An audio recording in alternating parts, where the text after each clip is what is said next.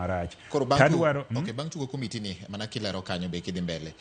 Nyalo kawo ndalo marom nade mondo jopiny obed gi geno ni bang' ma koro mawuok kuom gavana wabiro dhi omo Waziri Joho kendo wabiro dhi yawo kode maber.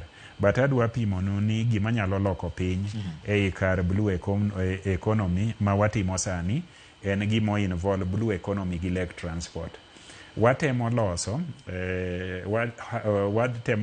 paya moro miuru pia kama meli nyalo go gi gigo te. Ne nitie lo moro mane nitiere kanyo to jomoko ne oseyako lobno. Koro nyocha waloso komiti moting'o National Lands Commission, moting'o County Commissioners team, jo lands magwa to gi wan, ma wawinjore ni jopiny go odhi thenge mondo walosi. Waromo gi MD ma Kenya Ports Authority, walose miuru kachacha. Obro bedo gima lich. Moro bende waloso Sori, bende bro bedo gima lich. Nitiere kar Fish Landing Bay mwaloso god Kachola, mano e dho nam. Kibire Gitong'anya, Getong'anya en kambi wa matiyo maber, to shida mwasebedogo en ni ng'eyo ni kaka sirikal duto mamalo gi mapiny e lony mar go ohala sirikal ok ber e lony no, nikech sirikal ber mane chiwo service. Gir go ohala nyaki rit japur maber, nyaki chule maber, nyaki maintain equipment mwasebedogo gi shida. Koro ka nyocha watudore gi PS industry kendo watudore gi PS machielo ma iluongo ni investments or trade ma iluongo ni Kombudo. Koro waduto te ikore ni wadwa go mbaka machiegni gi dhano kata kembe manyalo riwore gi sirikal ma Migori County mondo wati kanyakla walos Gitong'anya no.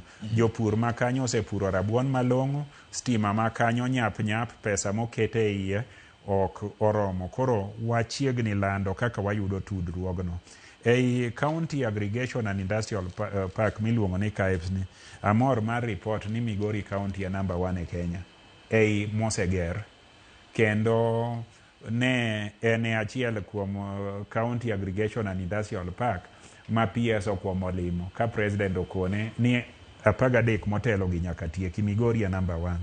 Koro no obiro kanyo bende ong'iyo, nitiere gik moko ma dwaro sir ka gi kacha, mago bende osendiko, wadhi neno kaka ka gi kacha isiro mondo gino chak tie Migori County.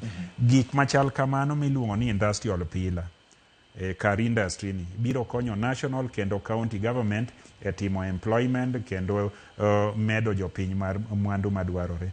Koro mago gik mantiere. Nitiere e industrial park wakacha kama watime irrigation manyatike. Kar irrigation miluongo ni Lower Kuja ni. Ei Lower Kuja gima chando jopur kanyo gin gik moko bura. Achiel kuomgi en kaka irego mchele no. Wan gi kar industrial park cha wadwaro no biorego mchele no kanyo.